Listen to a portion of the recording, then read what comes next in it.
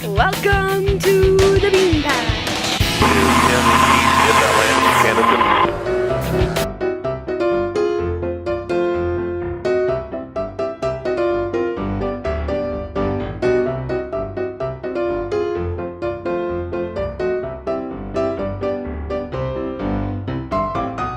So when I cut the tree down, my wing was fine.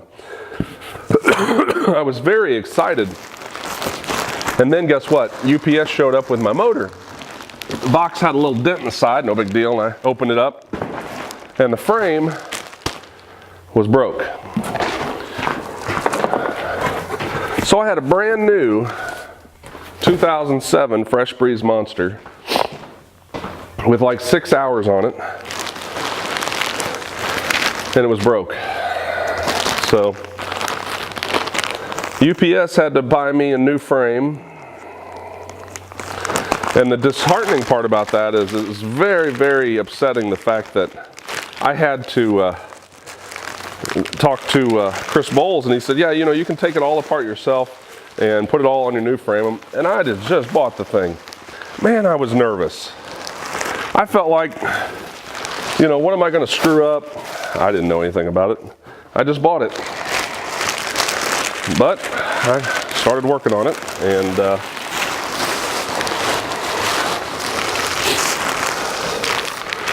lo and behold, this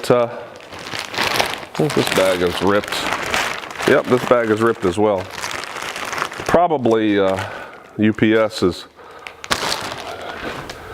taking these boxes and throwing them around in their docks.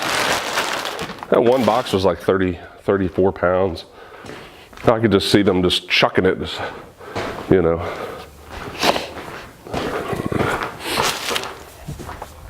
Here's the rope that they were talking about. It's actually just a bungee. Now this is a Power Atlas large. Let's see. No, this is the extra large. This is the large. All right, this is the wing I'm probably going to start flying. Obviously, being an extra large. That's as big as I got. Trying to buy another one from a fellow who says he's got a 42 tandem for sale online, but I've contacted him a time or two and he doesn't seem to get back in touch with me. All right, the large. Let's just get to the summary here. The wing passed a complete inspection and is recommended that it be re-inspected in 1 year. Okay.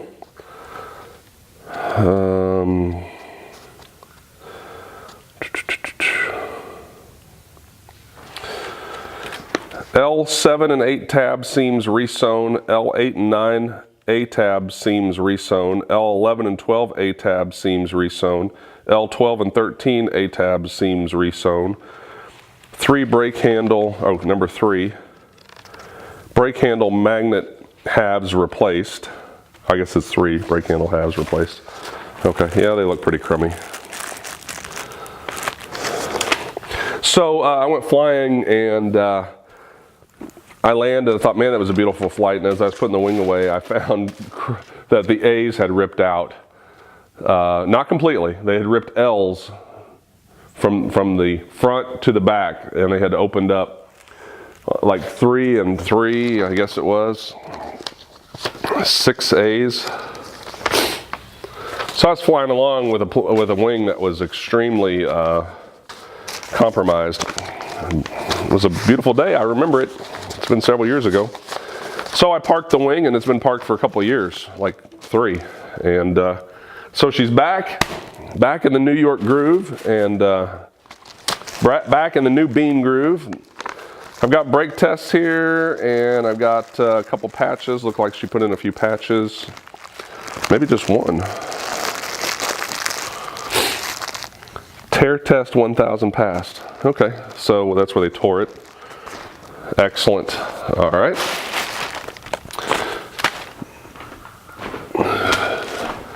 And then this last wing I got from a good friend of mine, whom I haven't talked to in a while. Mr. JD. And gosh, this one had a big old patch. Outer patch, L10 upper sail center, 2 bug holes. Well, maybe they just used one big patch to cover a bug hole. This is the one that I don't know if I showed you the picture of the video of. It had the broken buckle, and the buckle broke when I was flying around.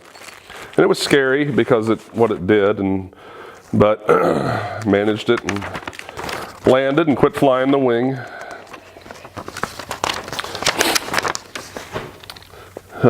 This wing has passed. What have they done?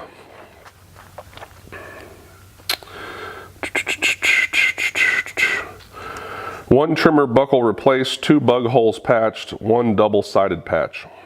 With 1 double-sided patch. This wing passed complete inspections. Recommended be re-inspected 1 year or 100 hours. All right, there you have it. 3 power mattresses. 3 power mattresses, and I don't have a problem saying they're power mattress, except they're the only wing I have ever flown. I have never flown another wing, and that's probably a shame because of the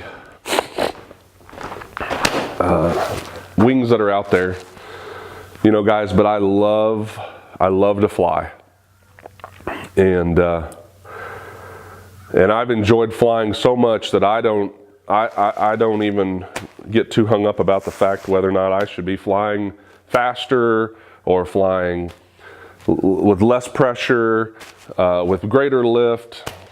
I've always just been at the stage where I just love to fly. And you know, I've got 140 hours on my Fresh Breeze Monster. And now I want to preface, I've got 140 hours of flying, and I've got about 340 hours of repairs. And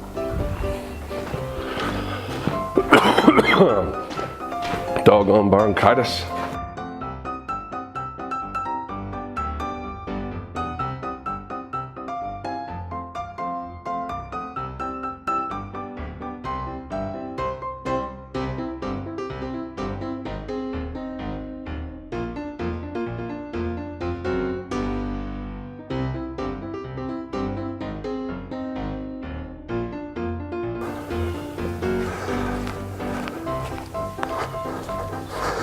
Now we're going to pull the buggy forward to straighten out our lines, get our lines kind of looking good.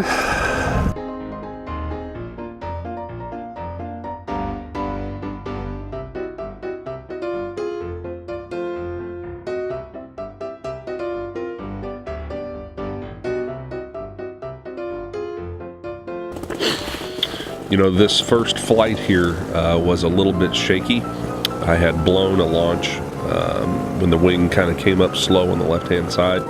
I should have seen that. I should have realized then that there was an issue, because I don't blow launches. It's not that I know everything. It's just that I've been flying long enough that, you know, it's you got it. And so I went up, flew around. It was all went pretty well initially. I had a lot of left brake I was giving it, and you know, as the wing comes up, you can see that little crevasse there in the front A, and I was giving a lot of brake, and I was even putting a lot of trimmer. I gave it all the trimmer I could give it to slow that side down. It kept wanting to speed up on me, so I just kept my altitude pretty low and just buzzed around, trying to get a feel of it.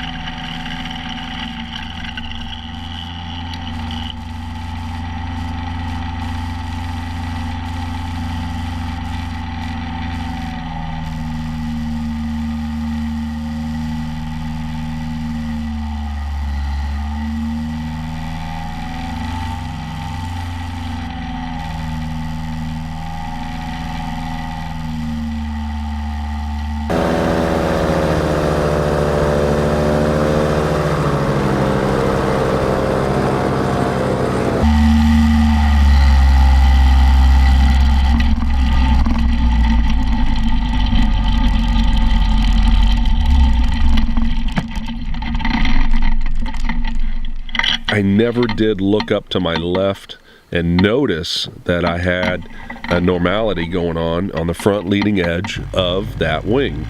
And it wasn't till later, which you'll see, that when I took off the second time, I was trying to make a left ascending turn and I was not gaining altitude. I went full throttle, and you know, at that point, things kind of went sideways.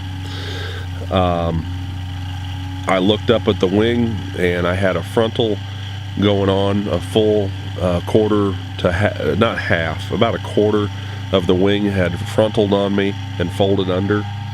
I immediately continued the left turn, looking up, and as I looked down to look at the ground ahead of me, my hat came off. And when it came off, it pulled my headset off. Headset went around my neck, the hat went through the propeller, and of course I heard the crunching, and I said, that's it, you're landing. So I went ahead and landed. The wing sorted itself out just before I touched down, and the propeller was not damaged. When I inspected the wing closer and went back and looked at the video, it looks like that second A in is pulling down. It's the string was, the line was too short, a half inch or an inch too short. I called the glider shop and spoke to the owner. She's very nice and going to take care of me on this. It's not a real big deal. It would have been difficult to catch in kiting. You might have been able to catch it if you were going to kite, but with 2-mile-an-hour winds today, I was able to get the wing up in the air, walking backwards, and then it would fall back down. It wouldn't hang up there at 2-mile-an-hour, winds. So I wasn't able to get a good shot of that. If we'd had 6 or 7 mile-an-hour winds and the wing had just stayed up there, I think I would have seen that wing being pulled down by that shorter line. But anyway, that's it. We're going to go ahead and wait for new lines to come in and we're getting them replaced.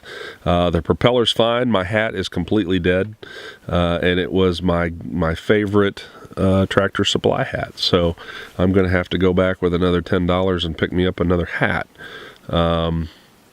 We will, as soon as the other wing, the lines come in and we retest this wing, we'll get the other wings out and test them and let you know how it goes. But always, I guess in the end, pre-flight, and if you can kite your wing, kite it, and if not, then I definitely recommend stay low to the ground, do low passes, and wear a helmet instead of a ball cap. But I'm preaching to the choir. A lot of guys out there have been wearing hats and had no problems for years.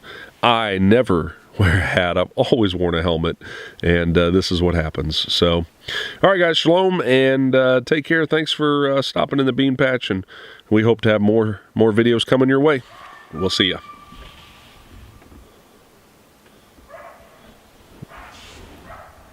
We've got coyotes.